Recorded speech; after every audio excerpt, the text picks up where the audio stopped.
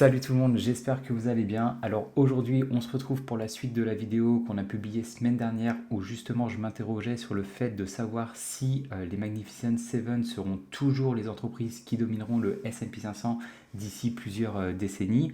Donc pour ça, on était tombé sur un site qui nous montrait en fait l'évolution des plus grosses capitalisations boursières du S&P 500 de 1989 jusqu'à aujourd'hui. Et ce qu'on pouvait voir, c'est que les entreprises qui dominaient le S&P 500 il y a encore plusieurs décennies ne sont plus forcément celles qui le dominent actuellement. Ensuite, on a regardé une étude menée par la société First Trust, donc une étude sur le S&P 500. Et ce qu'on a pu voir dans cette étude, c'est que actuellement, donc le S&P 500, il n'a jamais été aussi concentré. Donc pour tout dire, les Magnificent Seven, donc pour rappel, qui sont Nvidia, Apple, Microsoft, Google, Meta, Amazon et Tesla représentent actuellement 32% de l'indice, donc c'est tout simplement énorme.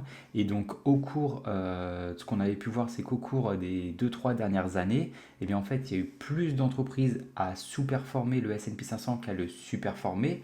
Et pourtant, le S&P 500 a quand même augmenté en valorisation.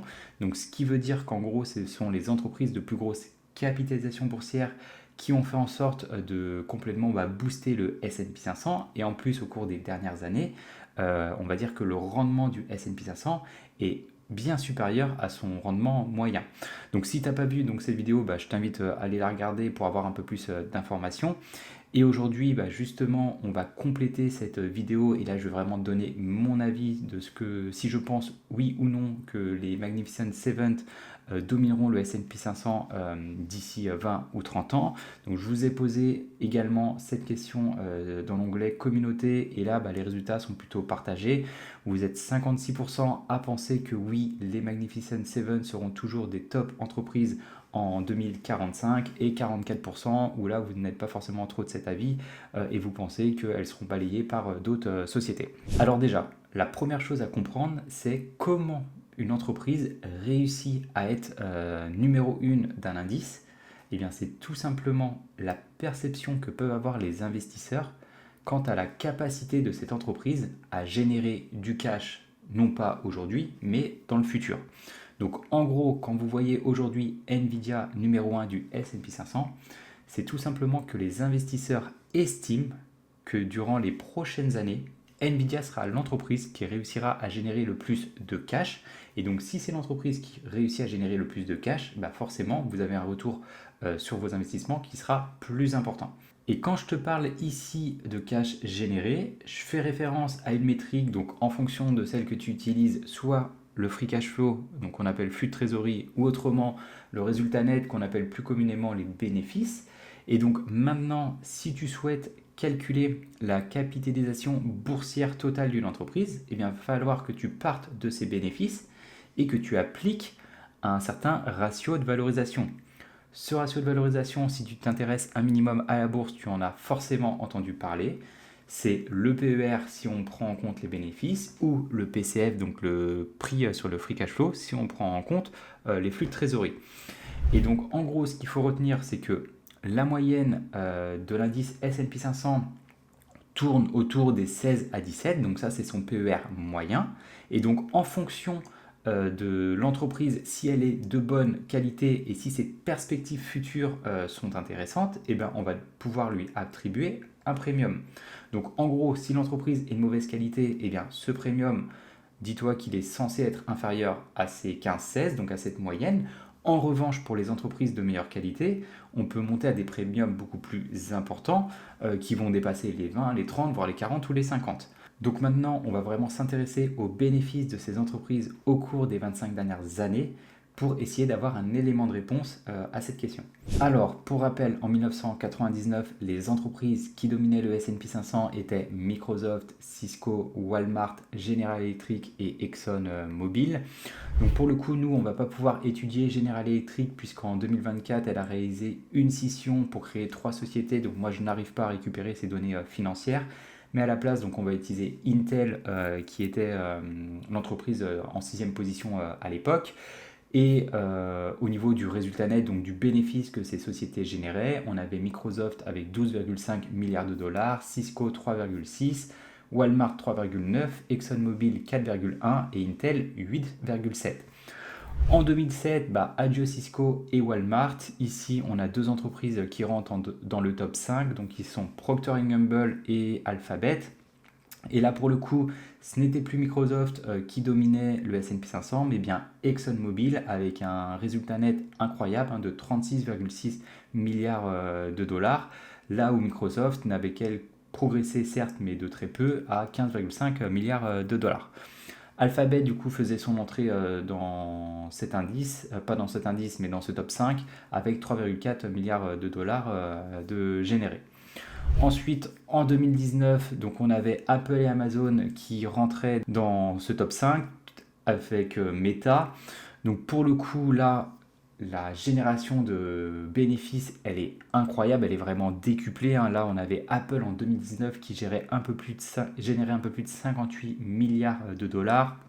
Microsoft en deuxième position, 38,2, suivi d'Alphabet, 31 milliards. Amazon, un peu plus de 21 milliards. Et Meta, pareil, un tout petit peu plus de 21 milliards.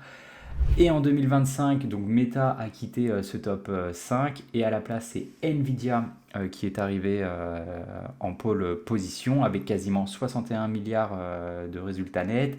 Apple est tout proche des 100 milliards, Microsoft 71 milliards, Alphabet 72 milliards et Amazon quasiment 33 milliards. Si on s'intéresse à toutes ces entreprises qui ont été un moment dans le top 5, on a Cisco qui génère actuellement en 2025 13,2 milliards de dollars de résultats nets, Walmart 12,7, ExxonMobil 30,7, Procter Gamble 14, Intel qui perd de l'argent, moins 15 milliards, et Meta qui génère toujours 54 milliards, ce qui est excellent. En revanche, là où je veux attirer ton attention, c'est sur la génération de free cash flow que peuvent réaliser ces tops entreprises actuellement par rapport aux autres. On va reprendre l'exemple de Walmart en 1999 qui était numéro 3 de l'indice et qui générait 3,9 milliards de free cash flow. Alphabet, elle, est arrivée dans ce top 5 en 2007 et générait 3,4 milliards de free cash flow. Donc comme tu peux le voir, on est à peu près dans les mêmes ordres de grandeur. Sauf que là aujourd'hui, en 2025, ce n'est plus du tout le cas. Pour le coup, on a Walmart qui génère 12,7 milliards de free cash flow, donc ce qui est plutôt pas mal. En 25 ans, l'entreprise génère un peu plus que 3 fois plus de free cash flow. Par contre, Alphabet en génère 21 fois plus pour atteindre quasiment les 73 milliards. Et si on compare Alphabet à Walmart aujourd'hui, on a une différence de x5, x6, donc ce qui est tout simplement énorme. Et pourtant, Walmart figure toujours en position numéro 12 dans l'indice S&P 500. C'est juste qu'à un moment, Alphabet a réussi à intégrer ce top 5, ce qui indiquait un certain avantage concurrentiel. C'est juste qu'elle a réussi à réinvestir en elle-même pour justement se diversifier, capter plus de parts de marché, et ce qui a renforcé en fait son avantage concurrentiel. Et quand tu vois aujourd'hui les GAFAM, donc on va même élargir au Magnificent Seven, qui génèrent des sommes astronomiques d'argent chaque année, et bien dites-vous que c'est très simple pour elles tous les ans d'investir une partie de cet argent, soit en rachetant des startups ou en investissant directement dans leur R&D pour essayer de trouver de nouveaux projets, de nouveaux secteurs qui vont leur permettre de générer de plus en plus d'argent au fil du temps, ce qui va accroître encore plus leur avantage concurrentiel. Donc je pense qu'il va être très compliqué de réussir à déloger ces entreprises. Alors bien entendu, il y a quelques sociétés qui pourraient intégrer ce top 5, je pense particulièrement à Broadcom ou Palantir qui, par rapport à leur secteur d'activité, pourraient potentiellement figurer parmi les top entreprises. Mais sinon, à part vraiment de grosses révolutions, donc je pense principalement à la mécanique quantique ou encore à la conquête spatiale, où là, il y a des entreprises qui peut-être n'existent pas encore, mais qui pourraient figurer d'ici plusieurs décennies dans ce top 5, eh bien, il me paraît très compliqué de réussir à concurrencer les Magnificent Seven actuellement. Et tu vois, pour tout dire, si aujourd'hui, par exemple, les Magnificent Seven perdaient 50% de leur valorisation et toutes les autres entreprises du S&P 500 restait identique, donc leur valorisation telle qu'elle l'est actuellement.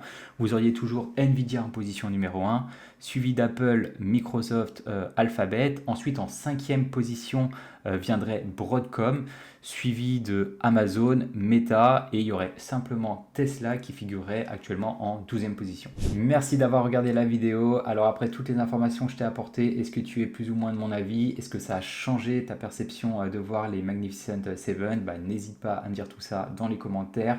D'ailleurs, si tu as apprécié ce contenu, n'hésite pas à me le dire afin que j'en réalise plus de ce type. Si tu n'as pas encore vu, nous on a réalisé une vidéo où on analyse le fleuron français du luxe LVMH. Dans tous les cas, nous on se retrouve dans une prochaine vidéo. Ciao!